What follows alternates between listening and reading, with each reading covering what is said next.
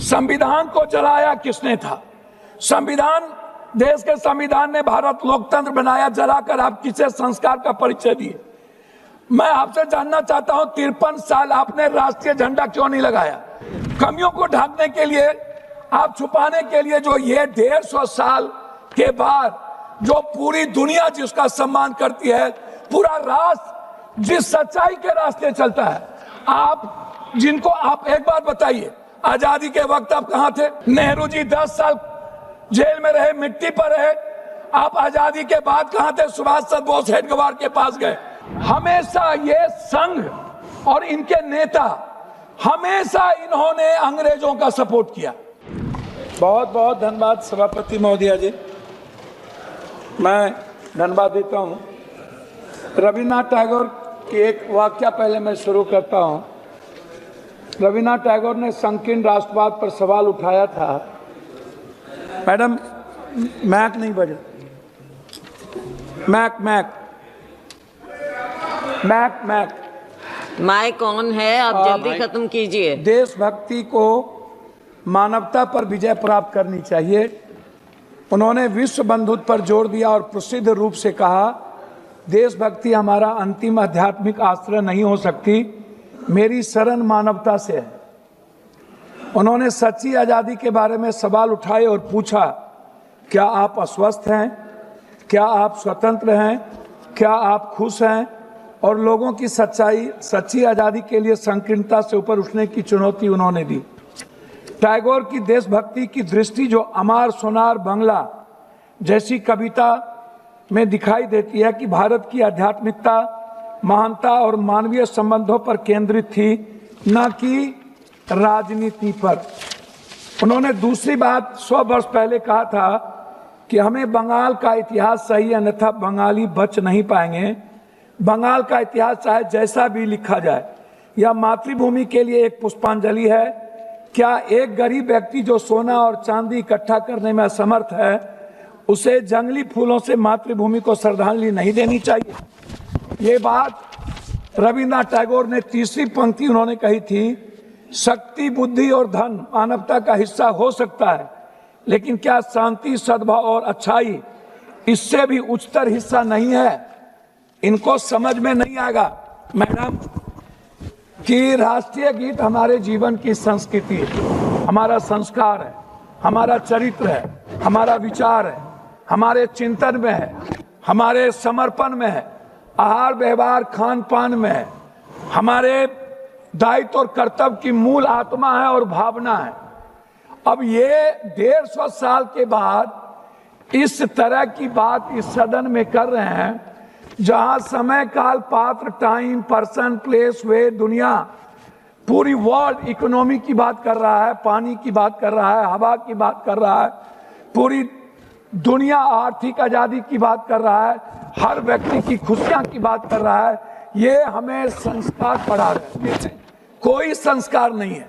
ये वो लोग हैं मैडम, वंदे मातरम सिर्फ एक चीज नहीं है, वह निभाने की चीज होती है। राष्ट्रीय गीत सम्मान जरूरी है, पर राष्ट्र की समस्या का समाधान, ये बात हम नहीं कह रहे, ये बात रविन्द्रनाथ टैगोर ने कहा था। साहस, बलिदान और राष्ट्रभक्ति का प्रतीक, राष्ट्रवाद से ज्यादा मानवतावाद, नव मानवतावाद, नैतिकतावाद, मूल्यवाद एवं रोटीवाद का महत्वपूर्ण परिभाषा है। देशभक्ति भूखे से और भूखे पेट नहीं चलती है, इसीलिए उन्होंने कहा था कि वंदे मातरम सिर्फ गीत नहीं, मूल्यों का प्रतीक है। उन्होंने साफ शब्दों में एक बात कही थी कि कुछ लोग कभी आएंगे, शेर का खाल पहनेंगे और उसके शक्ल में शेर बन करके भारत की मूल आत्मा पर, मैडम बोलने तो दीजिए, की बात करेंगे।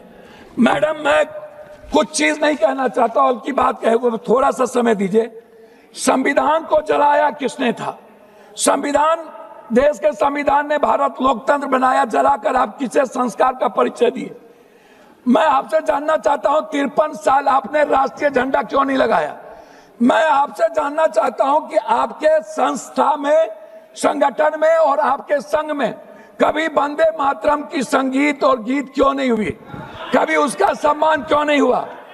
मैं लाखों, दूसरी बात मैं आपसे एक बात कहना चाहूंगा, जब पूरा दुनिया, आप जो आज यहाँ अपनी कमियों को ढकने के लिए, मैडम 2-3 कमियों को ढकने के लिए, आप छुपाने के लिए, जो ये 150 साल के बाद जो पूरी दुनिया जिसका सम्मान करती है, पूरा राष्ट्र जिस सच्चाई के रास्ते चलता है, आप जिनको, आप एक बात बताइए, आजादी के वक्त आप कहां थे? नेहरू जी 10 साल जेल में रहे, मिट्टी पर रहे। आप आजादी के बाद कहां थे? सुभाष चंद्र बोस हेडगवार के पास गए, हेडगवार ने उन्हें 2 मिनट, हेडगवार जी ने उन्हें लौटा दिया, फिर वो सावरकर के पास गए, फिर उन्होंने लौटा दिया।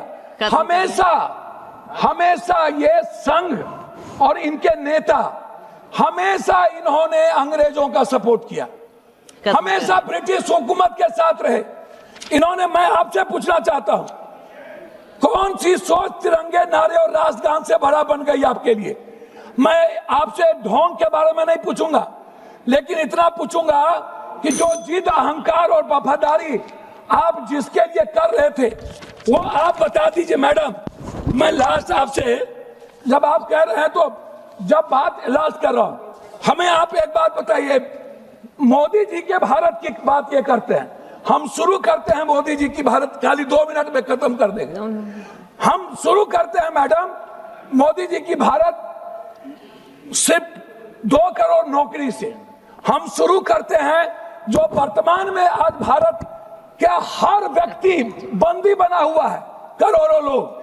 इंडिगो को आप देख लीजिए, पूरा भारत गुलाम बन चुका है मैडम। दूसरी चीज, मैं शुरू करता हूं आपको स्विस बैंक के पैसे से।